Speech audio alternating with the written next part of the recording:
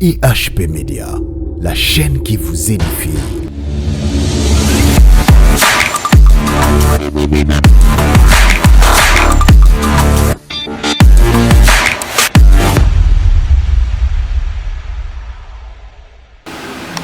Voilà, merci de m'avoir retrouvé sur votre chaîne IHP Média et puis sur les bons bergers TV. Mesdames et messieurs, vous me suivrez partout dans le monde à travers l'internet. Alors je vous dis beauté dans la chrétienne, union sur place, ils ont mis sur le monde, nous allons à Bangola. Comme d'habitude, cette émission est dans la Gawana pour tout la édifier, béni et pourquoi pas de la consoler, car la Bible déclare que c'est poussé par l'esprit que les hommes de Dieu parlent de la part du Seigneur Jésus-Christ. Voilà pourquoi sur ce plateau je suis avec un serviteur de l'Éternel.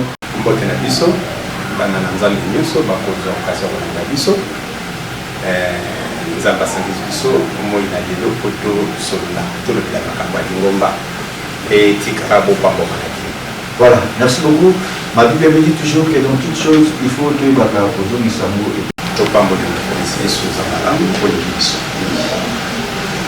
et tiki moma oipai na yo tokomadate soki tobeleli présence na yo yaka oreni ozala na contrôle na nyonso ebandeli mpe suka tutiki yango na maboko na yo na kombo na yesu. Amen. Amen, amen, amen. Vraiment merci beaucoup. C'est ça l'amour pour Christ et qui n'a pas dit que la vie soit tout l'imana biso na biso okola oza banalisa bina ye ndenge akotekola loba imitez-moi comme moi je suis l'imitateur de Jésus-Christ. Voilà, merci beaucoup papa. Lelo des confinats qui déjà mboka, l'église et Mali, l'évolution déjà ça va? L'évolution ça ne va pas. Ça ne va pas pour maladie ils sont malades. Pour la macambetali maladie au Kizanango. Alors papa, et le Kizana ma bébé, c'est quoi yo? Nous avons le qui dit sa volonté, faut que tu aies bakango na okisamanango. Tu poses à la carte, bah c'est une possibilité à vous chicher pour fils. Bah bi oiza malamu tozo oiza mabe tutika. Alors c'est que tout le monde a distraction de déconfiner biso. Miso balbi malade des âges. Miso balbi qui n'est pas au dada derrière des aboyés et macabébélé. Mais autres ont fait des appuis. Namoli munza bazola sangai.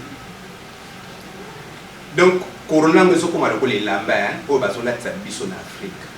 Et bazo changer en gros qui est lambango formellement que au cabiso les familles.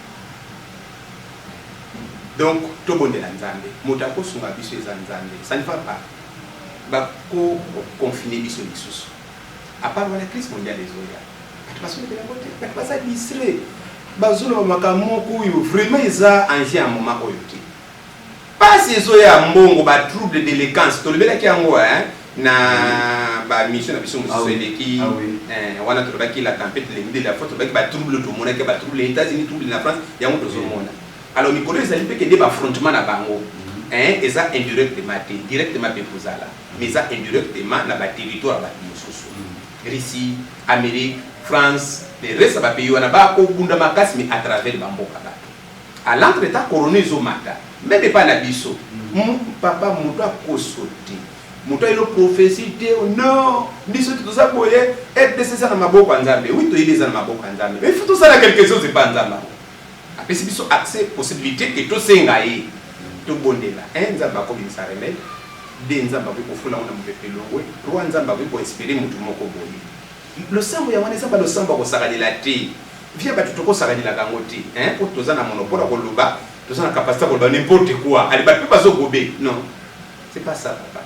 Tout ça passe, tout ça a difficulté. Ça ne va pas. Merci beaucoup. Trop politique, mais ils ont un homme de Dieu, qui a déjà prophétie. Nous avons prophète, la qualité de la prophète, nous avons un esprit de discernement.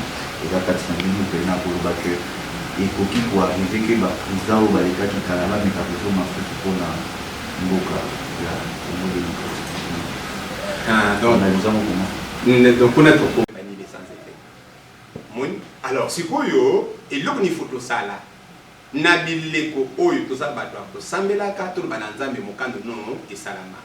Surtout que na makambo ebelo nzamba pesi biso te ngana kozala na ba base mes informations personnelles nan d'abord moni donc et pas ina biso loko ni tokosala to le baka na nzambe loko ni seza de ora volonté na yo memango na confusion mais yango na ka to vivre surtout continue makasi toko politiser prophétie makamanzambe koti na prophétie na katomoni bakande o baza kuna aza pena batu basambela kapona e bazo bisipi ba prophétie o pe baza koto za na batu ne bazo sambela pona bango bazo bisipi ba prophétie ali biso tutikali na mopanzi to koyela piège wana te to bonela nzambe to lo ba de volonté na ye esalama eloko nyonso moni akolinga kosala na mboka na biso esimba te ndenge totelemelaki makambo mosusu mpe oyo ekuti oleka tomoni ke nzambe asungaki eleki donc prophétie ya malamu eloko tokoki koreteni na mitu na biso yango wana kokende ngolongolo te koyoka biyokela te kogobe nyonso toza moto toza na discernement discerner. Voilà, merci beaucoup. Nous avons posé une question avant de réveil. Tu es dit parcours et routine amour pour la mission de papa qui est là, papa, Simon Kimbam, Batebele, Baleka et toute génération où ils allaient le pour tout ça. Alors, si on peut dire que est-ce que l'église de réveil est venue apporter quelque chose pour le développement ou bien l'église a failli à sa mission peut-être. Intervention divine du 29 octobre au 1er novembre, en tout cas, il est le rémunérateur de celui qui les cherche. À l'immense Samaka, Kaka, Naba, Oyo, Balukaka, vraiment un rendez-vous, mais vu que Manayo, au grand jamais. Voilà. Merci beaucoup. Tozonina, papa, le prophète Sani Lukao, tout à déjà dans le plateau. Oui, voilà. Pour qui n'a pas de la question, il verra que vous êtes l'un des serviteurs de l'Éternel, dans la église de la veille. Est-ce que le nom est de réveil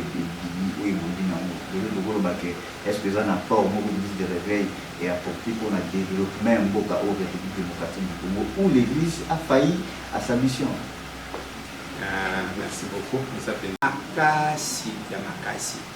Naba période ya conscience au nom de Jésus est tamboli na mabelo nyoso boleka. Au nom de Jésus ya solo ya bilemba boité. Ya solo c'est l'église de réveil. Omoni sauf que Satan a fait ayaka kaka ko régner et pas makambo malamu izali. Monde tout monde ka se présenter ki na lola non ponza ba iba ko faillir na mission na été. Tout monde ka se présenter na 40 jours ya Jésus na lisobe.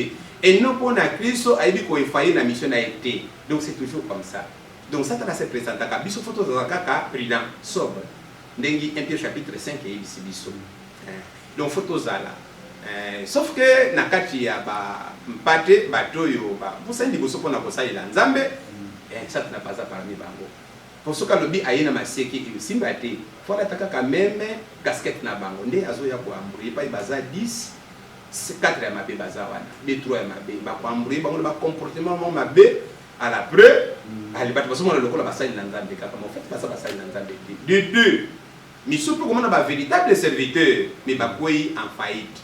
C'est que biso lito epolé bango tozo ko tindika bango penda bakende badinda baza bato mabe mais to koyi bakende l'air yeso ayeki na ndaka zaché ayebisa ki ba potre po ba budaki albi ayeki ko luka bato babunga bato ya masumu bato ya mabe.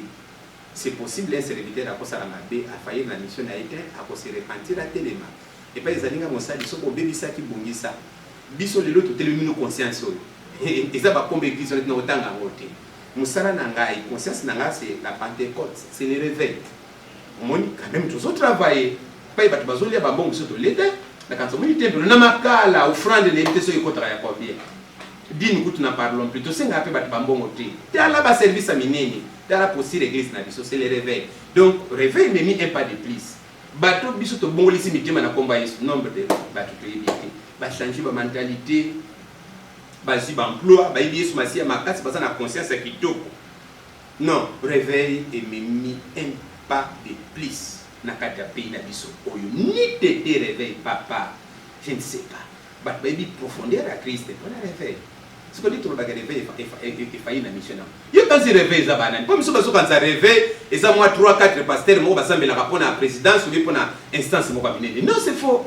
On les a ben institution batamokili basali est-ce que nzamba le biso bongo? Non. Nzamba za na ndenge ni mode de opératoire o ya salela bato mokili baza na mode na bango opératoire là c'est le monde bato mokili nde ba bongisi makambo na bango nzamba ko bongisa makambo wana te nzamba za dans l'ensemble na kanisa na se fait comprendre. Merci beaucoup. Alors nous basali ya nzambe. Alors quels sont les messages pour ba na nzambe ba ko kiko Jonathan notre politique na ba coronavirus ba maladie ya ndenge na ndenge population tout vite précisément dans la République démocratique du Congo, vie sociale est bien été peuple veut souffrir, jeunesse, tout ce qui a venir les alliés, côté baloba que Vatika société à Paris foot, côté baloba que Vatika société à Winner, jeunesse et de souffrir. Alors, vous êtes un serviteur de Dieu par Nabino Pesali à Kosala, et donc Basali Nzambe, analyse, et nous, beaucoup pour Kosala, pour un changement qui est à Mboka, tout est à Etao, Verset 12, il y a un politicien,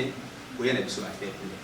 Le peuple, il y a un politicien, il y a un mais la population est la population est la faux choix pour que ça soit donc il y a un mécanisme.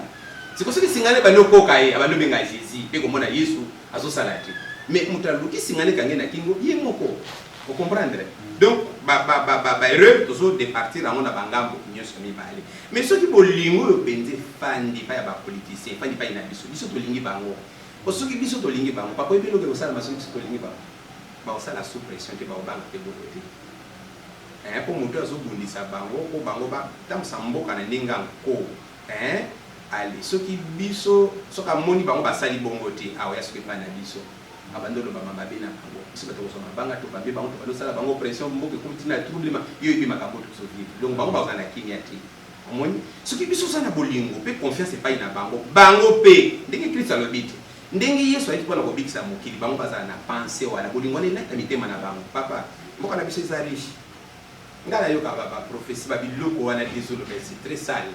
Tout ça va passer. Et ça n'est qu'à conscience à battre na période tozo vivre qui tout connu ce zomo na di banda au bat bazo komisa wana. Ça vient d'ici, ça vient de l'Afrique. Alors pour baki ka biso libre, il faut to sambela nzambe makasi, nzamba ya biso. Nzamba ya secours na biso. Bolingo wana so to lati yango biso nyonso.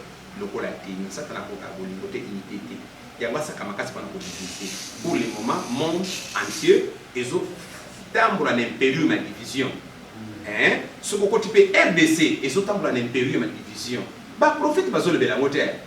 Ezakaka na mona dina katanga na mona ke pa iboye. Non. Impérium et division ya ngale so sala ke makasi ya ba centre kita. Bo nguya nzambe mundi sa makasi na ngote. Pe mabeleka.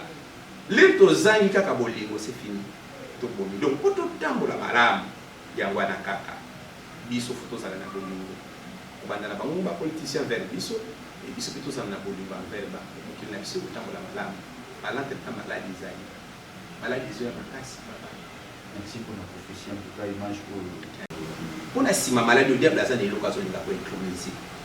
Omoni prophétie lo kutate ko maladie zai te ezali so bali ba tester ba tulelo papa. On peut comprendre ce to leki ba 15 000, ba 10 000 même, ba 20 000 même cas. Omoni siko ina ba 2 000 ango 21 ozali. Vraiment. Message clé PPD pour une communication à ta autre comme un amour. Il pose à Jean message. Exactement. Jean chapitre 3 verset 16. Car Dieu a tant aimé le monde qu'il a donné son Fils unique, afin que quiconque croit à lui ne périsse point, mais qu'il ait la vie éternelle. C'est le message central.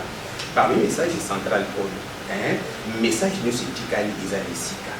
Une prospérité à la bon, si vous avez une prospérité, va parler pour son parlement. Si vous avez un mort, vous avez une enfant de la parole. Toujours croire en Christ, message central. Mais le reste des actes nécessaires. Message à négliger les actes. Ce qui message à négliger les actes, ça ne m'a pas convaincre. Parce que tout le monde a vivre sans qu'il y ait pour mon ici. Mais tout, il faut balader malam. C'est l'hygiène. Ce qui est un peu hygiène, on va tout consoler.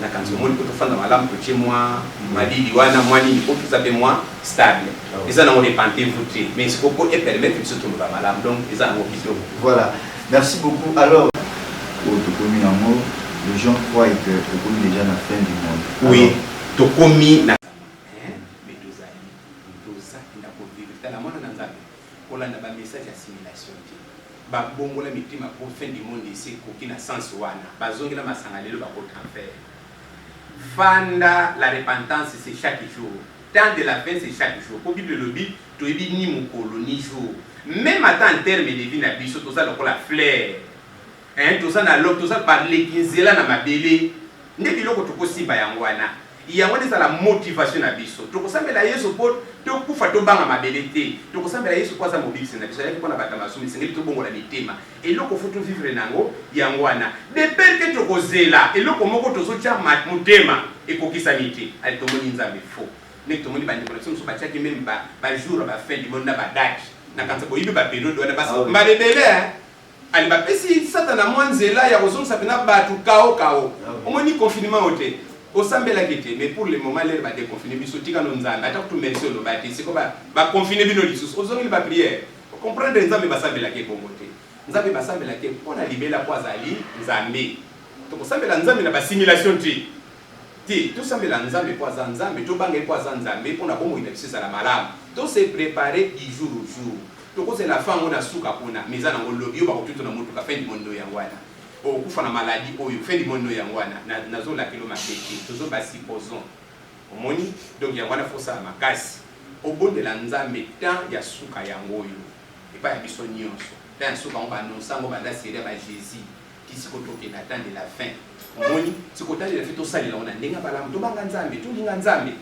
to salela ye ndenge tolobi wana awa wa bolingo Jean chapitre 15 verset 12 wana salela ngote omoni salela ngo pina makasi pina malamu ekozala pina nani malamu wana na vie du sacrifice oyo batei biso ebisi biso to se sacrifier le lenge yesu se sacrifier pour la biso pe to se sacrifier pour la baninga mususu mama likambo penda yango wana par wana tozala ba message ebele bila kolobela te dans de la fin et assimilation te mais ya que attaquer ba responsable to linga nzambe na biso Jean chapitre 3 pour la vie que ndi ya pesa ki bomo ya yiko na biso pe photo pesa ngo pona baninga mususu via sacrifice na moment oyo linga muninga nayo sepela lelo paso sala apuye lelo tomoni ke bana sata na bakomi bi solidaire koleka biso donc ndoki moko pena neti baso combattre baso ko katea ba louer wa masina yeto sala ke balonga bino kaka me bino batebiza misiko biso lelo tomoni mwana na nzamba zo sala démarche ko muninga ni mwana na nzamba échoué soka tala asali séminaire asala ta mo iloko moko mabo ya malamu audi mahote ako critique ngo bandeni banditi na soka donc omoni di manière tantôt di notre to kompe ba serviteur à Satan mais tout ça bana na nzambe ça que to yibo moni moment oyo makamiso ta musabiso eno wana message d'amour était à mamie et pas à battre sans sa responsabilité yesu oye ti omoni yesu azali mokonzi sola kozonga oyebi ke sola kozonga oyebi awa kosala ni ya kozambisa siko sola kozonga na pena yo kokota so bazo okota te omoni donc ça biloko moko ba simulation ba sentiment du cœur non foi est expression normale foi est expression moko vivante na mitema na biso eza ba acte pour essayer de démontrer l'écho de comme il y a souka banga nzambe Psaume chapitre 1 Proverbe chapitre 1 merci beaucoup votre pertinence papa est-ce que vous avez dit un jour il y a vos ministère maillot et qui est la politique ou ça la politique pour la pasteur sur la carte politique en tout cas tu devia kango to kima kango mbali tous ba responsabilité mais vite voilà papa tante na ko sabata tani na kamba église na kamba TV ali na komsi na groupe watu mona kende na ko kati merci beaucoup alors balingi basalaki to sala lokola ba Israël bazalaki to sala lokola ba Daniel bazalaki to sala lokola ba Jérémie bazalaki to la politique même si ba konzi ko isengeli ka ba isala bazo saki ba on toujours na nzela balakisaki ba on nzela malampo toujours ba konzi fo basali na nzambe bazalaki ezango madoke Comment on est ça kabango? Oui, ça kabango moment où mboko ezabo, pour ça la bobo. Mon kana nzambe ya pour ça la mamie là bon. Pas ba kangasi ba bien pour ça la tende mama likambo ya ngwana ça je m'en pour répondre donc. Basali na nzambe za malamba za la tout basali na ba konza minene mais pour redresser ni to moni ya na biso je kokota te. Tika bato baza fort ba kende na makambo na bango na ko ba banga kate. So ça ndika muka kolomba akolomba. So yo za na dikamba kolomba te. Okota en faire de kolambo. Je ne peux pas avancer quand la minute au monde. Alors c'est donc inutile. Madame n'a pas la motema. Nazala très attentif dans ma cambidele. Nasara ka konza malingi. Ça qui est photo konza bango. Basa ba konza na biso. Tala vie na biso zo dépendre. Basa na nzambo ba inaka ba politicien. Bazo kosa. Vie zo dépendre pas ina bango. Nation zo dépendre pas ina bango. Ndenge bazo gérer mboka. Biso zana pona ko soutenir bango. Ndenge David abade ko soutenir Saoul. Les milimu mabezo ya kokote la ko décider pe mabete les rayemba emelinda na milimu mabewana ekei mokonza tikala pese ba décider pe malamu pour na biso ya mwana voilà merci c'est nous tous peuple congolais faut avoir la prise de conscience on a papa mais tout le monde na Ézéchiel 36 Ézéchiel 37 il faut kaka intervention divine en Zambie pour na Congo makambisa la kabamande ça na ba période même ligue mondiale ozomona wana de tout le monde américain mais l'objet c'est qui va monter pour ce pouvoir il y a biso tout le monde le c'est qui d'Égypte l'Égyptien les abangoté donc ça dit kamo ketali nzambe plan moko nzambe wa salaki biso photo bandaka pa implorer nzambe wana d'une manière tantôt d'une autre to piriger ba peine surtout l'ex ba période oyo nzamba suscita katala soki comme likamba nzamba intervenir na RDC donc ça songa pour ça ba profession ya mike to kanchen kingani na ya bote to komona kama makambo s'installer mais biso to bonde na nzambe to ba na nzamba tika biso te biso aya kona kusula biso aya kona kusalisa biso mabonde life mataka pa masali na nzambo basanganaka bwabokila kingani moto te mi babelela renga nzambe na RDC siko nzambe yemuka kufuyete aoyeba nina kusala nina koloba nina kusala nzambe balakisa tete biloko ayeba kokongisa na dango na biso tokorenye d'une manière un peu d'une autre donc c'est ça. Merci beaucoup. Alors nous sommes arrivés à la fin de cette émission. Intervention divine. Est-ce que vous qui oui, nous avons appelé ça la vision et puis apprécié provision, j'appelle la peine à la chrétienne, intervention divine, c'est le pour nous avons apprécié au salamu pour une mort dans la solitaire. Alors c'était passé pour une reste qui n'avait fait. La retraite, il y a qu'à la qui n'a pas besoin pour d'autres certains mois. Tout ça, il y a intervention divine. Voilà, bon, on a pas tout. Intervention divine, c'est comme un moniteur pour RDC. C'est une intervention divine. Il y a beaucoup de bateaux pour capter qui font dans la salle. Une intervention divine, sous thème de ça, il y a Jésus chez un péché notoire. Luc, un péché notoire. Luc 19. 1 à 10. Péché notoire, quoi est banalité? Criminel au Lazachi. Donc, aïe bana. Donc, les gens sont en train de se faire des choses. Babi, unate. Mwana na nzamba yaki ona koluka makoyo babunga bino teme ba oyo babunga donc ngana yaki paka batolokola ba péché notoire wana donc na quartier public voler oyebi zacha ke na ufungola mwa libusu moko bomba bambongo na kati yebaka soso sala batu ba defwa wana asimbongo ale bile wana osoki na swaki moko na uzongo sabo tala quantité mbongo wana soki nzamba intervenir ki kona dina apesa invitation te. Donc, première journée, c'est que ça a obligé, même na soin pas pour yoka biso, nous avons interpellé. Pas dit qu'il est quitté l'élo na olia nanda. On a dit que Zaché s'il te plaît, est-ce qu'on peut faire ma permission nanda pour notre été? Imperium balamon, donc l'élo quitta. Akiti balamon ti, bakay. Il m'a dit que le bico donc tu peux installer pendant le bico et pas ba péché notoire, bato ba ibana kuluna, moyibi.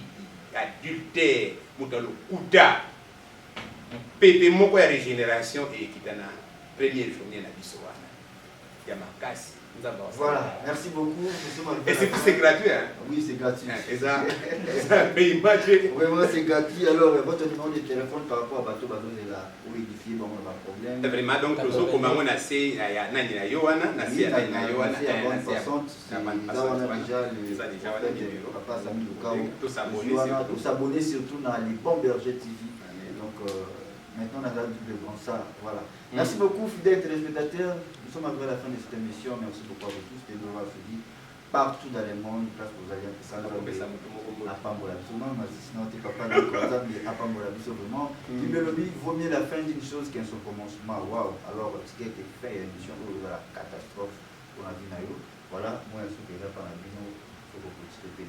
Quant à moi, je dis un grand merci à la chrétienne, un grand merci à maman de Laura Miesi, pourquoi pas maman Geneviève, maman GH, il y a papa Osé Amani, Pabo Tebele, notre maman de Fouganier, pourquoi pas, dans la servante de Dieu, de créer la France, Noélie Poka et maman Francis Kampoka, maman Isabelle Nathalie, ma chrétienne, et pourquoi pas, on appelle ça Mbote, la régie finale, aux Salabiso, aux Salamoué. Amoni banata mon babaza na amoni équipe mobimba ya les bons bergers TV tala ndeto donc bon vraiment donc merci beaucoup na binonio sur vraiment régime mobimba sala que tout pour papa de nous pas na yo moi mot de la fin il y a émission et puis prière pour la petite vraiment on a fait ça moké na esimbote pa ya maman Geneviève papa Osé et papa na biso Joseph papa Joseph apambola bino et pour la malamu mingi bongo biso to lobito s'abonner s'abonner na na les les bons bons bergers TV eza malamu mpona progrès ya chaîne na biso tobondeli nzambe topamboli yo nzambe obandaki na biso kosukisi na biso tolobi gloire epai na yo na kombo na yesu pesa vi na eloko nyonso tolobi pambola bato nyonso bakolanda biso polo zala nzambe okokide prochaine émission na biso tolobi merci na nyonso osaleli biso ndeko amen Amen. IHP Média, la chaîne qui vous édifie.